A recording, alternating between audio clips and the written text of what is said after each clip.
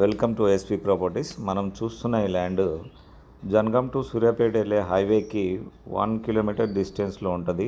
ఇది total 5 acres land అండి. ఇది మనం చూస్తున్న ఈ ఫినిషింగ్ రోడ్ ఫేస్ ఒక 500 to 600 రోడ్ ఫేస్ ఉంటుంది. స్క్వేర్గా ఉంటుంది బిట్టు. ఇందులో కొబ్బరి చెట్లు, పామ్ ఆయిల్ చెట్లు ఉన్నాయి.